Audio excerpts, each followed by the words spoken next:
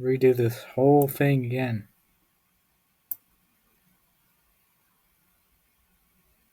Now, around 2016 to let's say 2018, 2019, I had what I would call my political awakening, where I went from being a Democrat by default to coming out of the conservative closet, or at least in a sort of private way, right? People in my life knew where I stood, maybe a small group of, friends on Facebook or whatever it was. But I essentially found myself going from a place where I was not necessarily that politically aware or even cared to all of a sudden realizing that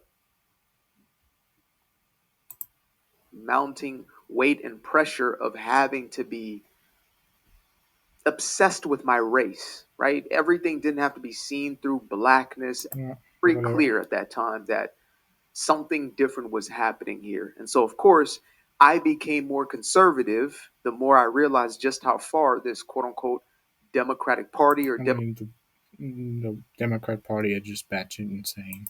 Democratic plantation have gone. Now, that being said, fast forward to 2025, and By I the way, he's not MAGA, he's a Zionist shill. He's a pro Israel Zionist. am utterly There's fundamentals of MAGA is America First, which is isolationist. confused. Zionism, neocon Zionists are interventionists, which is antithetical to MAGA. I'm confused. Now, I'm not confused on my values. And as a matter of fact, those have actually been reaffirmed. Those have been more grounded, deeper roots. I know who I stand for and what I stand for and what I do not stand for. And I'm very vocal about these things. I'm vocal about my faith. I'm vocal about the foundation of my life being Christ and his word is final. But what I've not been so certain about lately is where do we actually conservative movement is anymore. I was part of the MAGA way. But this guy's idea of conservatism is pro-Israel shilling. Being a Zionist, being a hardcore Zionist, being an annoying Zionist who calls anyone who's not pro-Israel anti-Semite. It's stupid. Dave. I've had love for Trump since I realized that, oh, this is the same guy from The Apprentice that I used to watch with my family when I was a kid. It's just that they're now telling us that he's now, fascistic, racist, sexist, homophobic, blah, blah, blah, whatever, right? They've pasted all these labels on him. He's the worst thing since Lucifer. And if you voted for him, you deserve to die. I mean, the left is a violent terrorist organization disguised as a political faction. I mean, that's basically what the left's messaging has been to the point where they actually are executing on that in real life. But what turned me, ironically enough, is is when I started to see the shift taking place, where, or maybe it was always there, I just never really saw for what it was, right? Because America has become more godless over time. We can't mince words about that. That's not a conversation we had. America has become more godless, less God fearing. God's ways have become obsolete. We have become postmodernists. We're in this post God age where things are objective. Truth is whatever you feel like That's on why that we do need God, obviously. day. That's actually what got us to this very woke place that we are right now. But in the midst of all that, I didn't realize that, and this is naivety, of course, that there was the very same elements in the right and maybe even in the MAGA movement. This guy is not MAGA. He's trying to subvert it and turn it into a Zionist.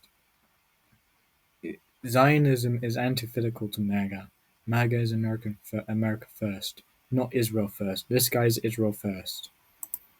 And maybe not as much in the coalition, like in the people necessarily, but in the influence space.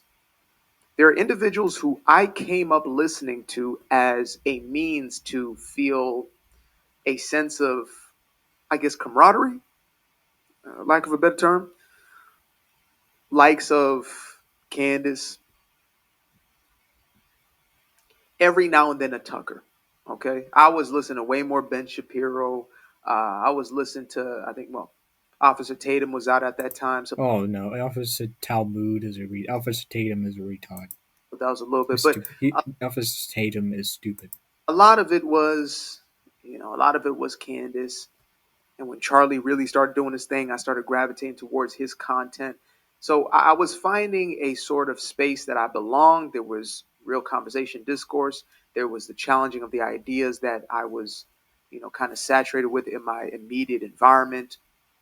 And so to think that one day I would wake up a few years down the road and those very same influences It's because he doesn't like these influences because they're not pro-Israel and they are again very highly skeptical of the state of Israel because Israel is a psycho-state that funded Hamas as an excuse to ethnically cleanse the Palestinians. would actually become the most destructive. In other words, they're not pro-Israel and Zionist. Zionism is destructive. Oh, he will never talk about the fact that Laura Loomer wanted Gaza to crumble. He will never talk about that. Something I could not fathom. I would have never guessed that one day you're going to wake up and the person who is hell bent on tearing this thing apart is going to be the very same person or very same people who actually led you to this place, or at least helped guide you, didn't lead you there. It's really God that brings us into, truth. And big T truth is the most important truth. That is the ultimate truth. But even in, in our views, and that extends into the political realm of what we vote for, and our politics does matter when it comes to a framework of how we live our lives. We do need God. We do need God for our ethical framework, of course. But it must be founded on something. And so to think that I was surrounded with voices that were grifting voices, as In other words, anti-Israel people who are skeptical of Israel. they say nowadays, compromised individuals, was something else. Now it's gotten to the point where, as crazy as it is, I'm okay having zero affiliation. A guy like Matt Walsh, who I believe is a good intending guy. I don't know what's in the man's heart. I can only make assumptions, but I'm not. I'm not. I don't want to become the Matt guy Walsh is a guy who just doesn't want. He just wants to focus on his own country, and doesn't understand that the Israel lobby is a real thing. He doesn't want to talk about that because his boss is Ben Shapiro. Either that, or he just doesn't care, or I don't know. I mean, Matt Walsh is blunt, which I do like. who just puts everybody in the same place because they said something I don't like or that I don't agree with. But if it becomes a pattern recognition sort of thing where I can see that this is where they're going, this is their trajectory, this is who they are, this is their character, then yeah, of course. Then it's time to, make an executive decision about whether or not I listen to them. And I'm not with the censorship. I censor my own life. I believe censorship should be in our own experience. They can go ahead and talk their nonsense. I'm just not tuning in. A little bit of a sneeze there. So I've gone to a place I feel a lot of folks out there are. And the Israel issue, which is not an Israel issue, it's actually much deeper. I did a full blown, probably an hour and 10-minute video breaking down the biblical. It's just an Israel issue. People don't want to be sending money to a foreign country. It's that simple. They just want to focus on their own country and just who Israel can fight its own war. You know, stop sending money to Israel because it just you're feeding a beast.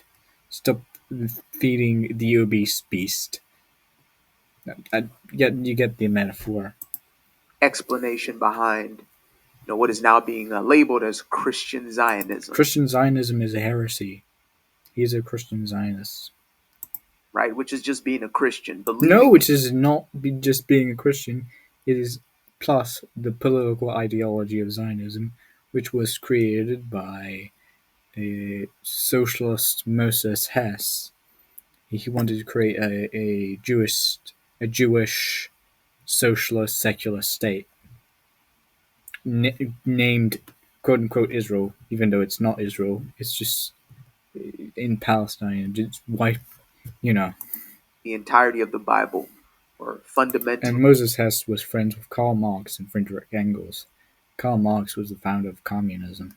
That's a bit suspicious. it says they used to call it back in the day, right? Believing that God's promises are God's promises, that the promises from Genesis that are everlasting covenant is still holding today, that God doesn't break his promises, any of them, that his word is final.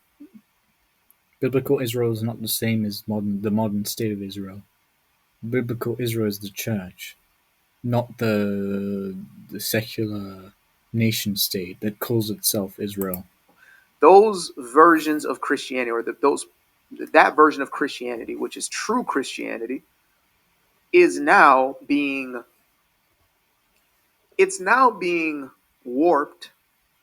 It's now being characterized as this Israel simping movement. It is this Israel simping movement. Stop gaslighting Like people. it's a movement first and foremost, as opposed to, what the early fathers of the church, No, the the early original fathers did not say that we should support the modern secular state of Israel. apostles and disciples were literally Jews themselves. Okay, so that's a fallacy. You're saying that the ethnic group of the apostles are Jewish, therefore you must support the nation state of Israel? Like, no, not everyone who there are people who just not who don't like there are people who don't like Israel, and there's nothing to do with anti-Semitism or anything like that.